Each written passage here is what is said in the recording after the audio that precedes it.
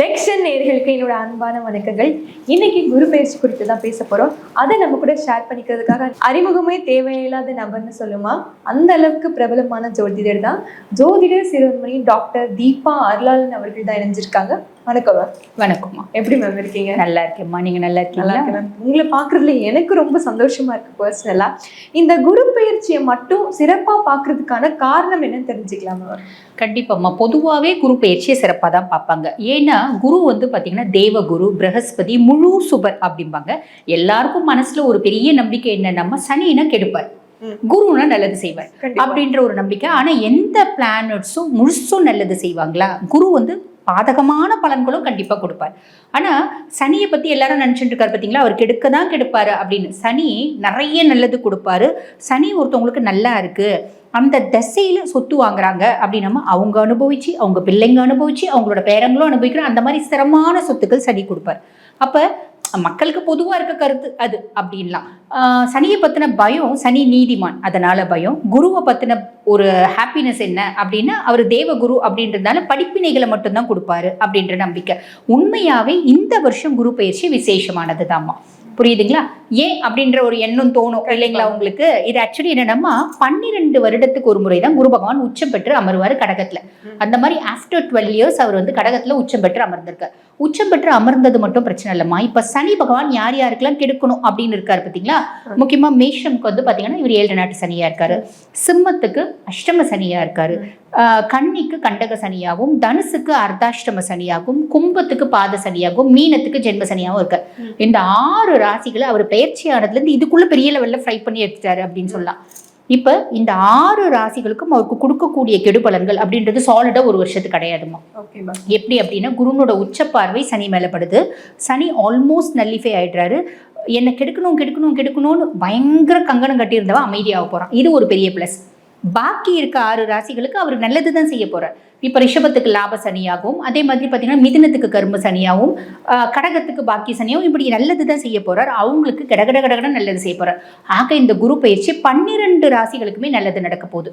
ஒருத்தவங்களுக்கு இவ்வளவு நல்லது, ஒருத்தவங்களுக்கு இவ்வளவு நல்லது, ஒருத்தவங்களுக்கு இவ்வளவு நல்லது, ஆனா நல்லதுதான் நடக்க போகுது. இதுதான்மா பெரிய பிளஸ். கண்டிப்பா மேம். ராஜயோகம்னு சொல்லலாம், இல்ல அப்படியே கம்பீரமான யோகம் இருப்பாங்க. பார்த்தாலேப்பா அப்படி கரெக்டா கண்டுபிடிச்ச ராசின்னா இந்த சிம்ம ராசின்னு சொல்லுவாங்க. அவங்களுக்கு இந்த குரு பயிற்சி எப்படி மேம் இருக்கு? சிம்மம் தாம ரொம்ப கஷ்டப்பட்டு இருக்காங்க. ஆக ரொம்பவே சந்தோஷம் அடைய போற முதல் ராசி சிம்மம் அப்படின்னு சொல்லணும். ஏன்னம்மா, சனி பகவான் பயிற்சி ஆனதுல இருந்து சிம்மம், ஏன்னா அஷ்டமத்து சனியில இருக்காங்க இல்லையா, சிம்மம் பட்டப்பாடு அப்படின்றது சொல்லி மாளாது. நிறைய சிம்ம ராசி பர்சன்ஸ் ஜாதகம் பார்க்க வராங்க, முக்கியமா ஆண்கள் பார்க்க வராங்க அப்படின்னா அவங்க ஃபர்ஸ்ட் சொல்றது என்னன்னா, மேடம் நான் பாட்டும் சிவனேன் கையில ஒரு 10 லட்சம் ரூபாய் வச்சிருந்தேன், தோ இவருக்கா பாரு, பொண்டாட்டியோட தான் வராங்கன்னு வச்சுக்கோங்க, தோ இவருக்கா பாருங்க, சொன்ன பேச்ச கொஞ்சம் கூட கேட்கல மேடம். ஒரு 20 பஞ்சாயத்து என்கிட்ட வச்சா, என் தங்கச்சி வீடு கட்ட போறா, என் தங்கச்சி பங்களா கட்ட போறா அப்படின்னு சொல்லிட்டு என் கையில இருக்க 10 லட்சம் ரூபாய் புடுங்கி கொடுத்தா மேடம். நான் கொடுக்கவே இல்லை. என்ன பண்ண, உங்க அண்ணனுக்கு கொடுக்க முடியுது, உன் தம்பி கொடுக்க முடியுது, உங்க அம்மா கொடுக்க முடியுது, உங்க அங்காளி கொடுக்க முடியுது, பங்காளி கொடுக்க முடியுதுன்னு என் குடும்பத்தையே இழுத்தா, குடும்பத்துல நிம்மதி வேணுமேன்னு கொடுத்தோம். கொடுத்த பின்னாடி தங்கச்சி என்ன பண்ணா, வீடு கட்ட ஆரம்பிச்சா. ஏதோ ஒரு வாரம் நல்லா பழகிந்தா, அதுக்கப்புறம் இவளை கண்டுக்கிறதே இல்லை, இவளை செருப்பால் அடிக்கிற மாதிரி பேசுறா, இவ போன் எடுக்கிறதே இல்லை, போனாலும் சண்டை போட்டு அனுப்புறா. அந்த காசு எங்களுக்கு வருமா வராதா? இதுதான் ஃபர்ஸ்ட் கேள்வி கேட்கறாங்க. ரெண்டாவது, முதல்ல என் குடும்பம் என் கண்ட்ரோல்ல இருந்துச்சு மேடம், இப்ப பெருசா என் குடும்பம் என் கண்ட்ரோல்ல இல்லை, என் பிள்ளைங்க என் கண்ட்ரோல்ல இல்லை, இது மாறுமா அப்படின்றது 2வது கேள்வியா இருக்கும். 3வது கேள்வி, எனக்கு வேலை செய்யற இடத்துல ஏகப்பட்ட ப்ரெஷர்ஸ் இருக்கு. என்னோட ஹையர் அஃபிஷியல் என்னோட புத்திசாலியா தான் நான் ஓவர்டேக் பண்ணிப்பேன். அவனுக்காக ஒன்றும் தெரியாது, அவனே மக்கு பையன். ஆனா அவன் என்ன கார்னர் பண்றான், என்னால அதை தாங்க முடியல, தூக்கி போட்டு வந்துட்டேன். நல்ல வேலை எப்போ கிடைக்கும், வேற வழி இல்லாம அட்ஜஸ்ட் பண்ணி செஞ்சுட்டு இருக்கேன், இந்த பிரச்சனை எப்போ ஓயும். இதுதான். அதே மாதிரி சமுதாயத்துல பெருசா மரியாதை இல்லை. இதுக்குதான் சமூகம் ரொம்ப கஷ்டப்படுவாங்க. சாப்பாடு இல்லாம கூட இருந்துருவாங்க, மரியாதை இல்லாம இருக்க மாட்டாங்க. புரியுதுங்களா? அப்ப சமுதாயத்துல எனக்கு பெருசா மரியாதை இல்லை. என்னை பார்த்து வணக்கம் போட்டவங்களே இப்ப என்னை பார்த்து கை கூட்டி சிரிக்கிறா. இது காரணம் என் பொண்டாட்டி, என் பிள்ளைங்க ஏதோ ஒரு ரீசன் சொல்றாங்கன்னு வச்சுக்கோங்க. இது எப்ப மாறும்? Health issues. நான் நல்ல கம்பீரமா நடந்திருந்தேன். இப்ப அஷ்டமத்து சனி வந்ததுல இருந்து தாங்கி நடக்கிறேன். அது என்ன, நம்ம சும்மா சிம்பிளா ஒரு வாக்கிங் போயிட்டு ஒரு செங்கல் பட்டு கீழே விழுந்து ட்ரோகான்ட்ரிக் ஃப்ராக்சர், எலும்பு ஃப்ராக்சர், இப்படி எல்லாம் அனுபவிச்சாங்க. இதெல்லாம் எப்ப மாறும்? இதுதான் சிம்மம் கேட்கிற கேள்வி. அப்படிப்பட்டவங்களுக்கு தனித்தனியா நம்ம சொல்றோம் பாத்தீங்களா, சுயஜாதகம் பார்த்து. இன் ஜெனரல் நம்ம பதிவுல என்ன சொல்றோம் அப்படின்னா, அஷ்டமத்து சனியில தான் நீங்க இருக்கீங்க, இருந்தாலும் குருனோட பார்வை சனி மேல படுறதுனால சனி எல்லா அளவும் உங்களுக்கு எடுக்க போறது இல்லை. இது ஒரு பெரிய பிளஸ் அப்படின்னு சொல்லலாம். அதுக்கப்புறம் குரு பகவான் பாத்தீங்கன்னா 12ஆம் பாவத்துல அமர்ந்திருக்காரு. 12ஆம் பாவம் அப்படின்றது என்ன சொல்லுவாங்க, நம்ம அயன சயன போஜன மோட்ச விரயஸ்தானம்னு சொல்லுவாங்க.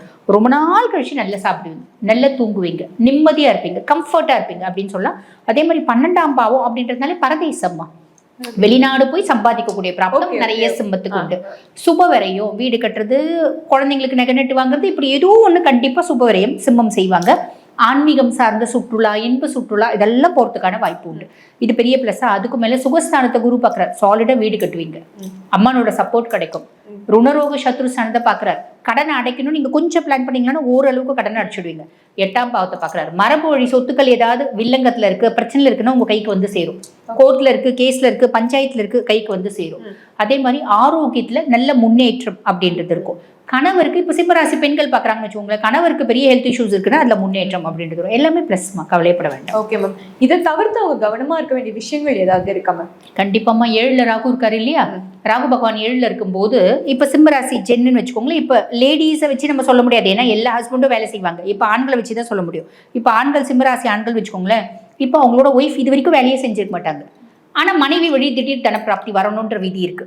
அப்ப நம்ம சொல்றோம்னு வச்சுக்கோங்களேன், சார் உங்க ஒய்ஃப் மூலியமா உங்களுக்கு திடீர் காசு வருங்க, எங்க வரும், அதுவே ஒண்ணும் இல்லை, அதை விட்டு பொண்ணுங்க அப்படிம்பாங்க. அடுத்த செகண்ட் அவங்க சொல்லுவாங்க அதுக்கே ஒன்றும் இல்லைங்க அப்படிம்பாங்க. இல்லை சார் அவங்க நல்ல வேலைக்கு போகலாம், இல்லை மேடம் எங்கள் ஒய்ஃப் படிக்கவே இல்லைம்பாங்க. அப்படிப்பட்டவங்க இப்போ இந்த இது பதிவை பார்க்குறாங்கன்னு வச்சுக்கோங்களேன், அவங்களே அதே மாதிரி நினைக்கிறாங்க அப்படின்னா ரொம்ப சிம்பிள்மா. இப்போ தான் நிறைய இடத்துல கம்பெனிஸ் புதுசாக ஆரம்பிச்சிருக்காங்களே, வீட்டுக்கு வேன் அடிச்சு பிக்கப் பண்ணிக்கிறாங்க, அனுப்பிச்சு பிக்கப் பண்ணிக்கிற மாதிரி இருக்கு. அந்த மாதிரி இவங்க ஏரியாஸ்லையும் புது கம்பெனிஸ் ஆரம்பிச்சு இவங்க வந்து ஆரம்பிக்கலாம். இவங்க ஒய்ஃப் 4 பேர் போகும்போது இவங்களும் கேட்கலாம், நானும் போயிட்டு வரேங்க வேலைக்கு அப்படின்னு. ஓகே போ அப்படின்னு அமிச்சா என்ன ஆகும் அப்படின்னா, அவங்க ஒரு ஷிஃப்ட்டுக்கு பதில் 2-3 ஷிஃப்ட்லாம் கூட பார்த்து நல்லா சம்பாதிப்பாங்க. நல்லா சம்பாரிச்சு குழந்தை வந்து பையன் இருக்கான்னு வச்சுக்கோங்களேன், 2 வருஷமா பல்சர் கேட்டுட்டு இருப்பா. நீ பல்சர் வாங்கிக்கண்ணு, நான் அம்மா வந்து இனிஷியல் பே பண்றேன்னு பே பண்ணி டியூல எடுத்திருப்பாங்க. அதுக்கப்புறம் அவங்களோட பேச்சு, புள்ள எத்தனை வருஷமா பல்சர் கேட்டுச்சு, நீ வாங்கி கொடுத்தியா, நான் பாரு இப்பதான் வேலைக்கு பண்ண வாங்கி கொடுத்துரு பத்தியா, நான் எவ்வளவு திறமைசாலி பத்தியா, நீ எவ்வளவு பெரிய மக்கு பத்தியா அப்படின்ற மாதிரி, உலகத்திலேயே அதி புத்திசாலி நான் தான் அப்படின்ற மாதிரி அவங்களோட ஆட்டிடியூட் பிஹேவியர்லாம் இருக்கும். நம்ம என்ன பண்ண முடியும், ஓகே நீ என்ன வேணா சொல்லு, நீயே பெரிய ஆளாயிரு அப்படின்ற மாதிரி தான் இருக்கும். வெள்ளை காக்கா பறக்குதுன்னா ஆமா, பச்சை காக்கா பறக்குதுன்னா ஆமா, பச்சை கலர்ல காக்கா இல்ல அது வந்து கிளி அப்படின்னு சொன்னா நம்ம வந்து பாத்தீங்கன்னா எல்லாருக்கும் பொருந்தும் இல்ல, எல்லாருமே அந்த மாதிரி இருந்துட்டு. ஆமாம்மா, எல்லாருக்குமே பொருந்தும். எப்பயுமேம்மா ஃபேமிலியில நம்ம ஜெயிக்கணும்னு நினைச்சா நம்மளால முடியாது. நீ சாதிக்கணும்னு நினைக்கிறியா, வெளியில சாதிக்கணும்னு நினை, குடும்பத்துல கும்பிடு போடு, வேற வழியே இல்லை. அப்பதான் உனக்கு ஃபேமிலி லைஃப் நல்லா இருக்கும்னு சொல்லலாம். கண்டிப்பா மேம். இவங்க சிறப்பா போக வேண்டிய கோவில் பரிகாரங்கள் ஏதாவது இருக்கா மேம்? பொதுவா அஷ்டமத்து சனிக்குன்னு உரிய பரிகாரம், அதாவது உரிய மரியாதை கொடுக்கணுமா. ரீசன் என்ன அப்படின்னா, குருனோட பார்வை இருக்கு அப்படின்னாலும் குரு அதிசாரமா சிம்மத்துக்கு பயிற்சி ஆவார் கடகத்துல இருந்து. அப்ப குருனோட பார்வை சனி மேல இருக்காது. அந்த காலகட்டத்துல நம்ம சனி வந்து திருப்பி அவரோட ஆட்டத்தை ஆரம்பிப்பார். ஆட்டம் பாம் மாதிரி சனி எப்பயுமே ஃபுல் எனர்ஜியோட இருப்பார். அப்ப இந்த சென்னை பக்கத்துல இருக்கவங்க வந்து பாத்தீங்கன்னா, பொழிச்சலூர்ல அகஸ்தீஸ்வரர் கோயில் இருக்கு, அங்க போயிட்டு வழிபாடு பண்ணிட்டு வர்றது நல்லதுமா. ஈசனை வழிபாடு பண்ணி, அம்பிகையை வழிபாடு பண்ணி, அப்புறம் சனியை வழிபாடு பண்ணிட்டு வரணும். அதே மாதிரி இந்த குரு பயிற்சி உங்களுக்கு எக்ஸலண்டா இருக்கணும் அப்படின்னா 2 முறையாவது திருப்பதி போயிட்டு வெங்கடாச்சலபதி வந்து பாத்தீங்கன்னா வழிபாடு பண்ணிட்டு வர்றது நல்லது. இப்ப நம்ம சிம்மம் சொல்ல வச்சுக்கோங்களேன், சிம்மம் திருப்பதி போக கூடாதுன்னு சொல்லுவாங்களேம்மா அப்படிம்பாங்க. அப்படிலாம் கிடையாது. திருப்பதி போயிட்டு பெருமாளை வழிபாடு பண்ணிட்டு வர்றது நிறைய நற்பலன்கள் கொடுக்கும். கண்டிப்பா. நீங்களும் கம்பீரமான சிம்ம ராசி நேயர்களா இருந்தா மறக்காம கமெண்ட் பண்ணிருங்க, ஒரு லைக் தட்டி விட்டுப்போங்க.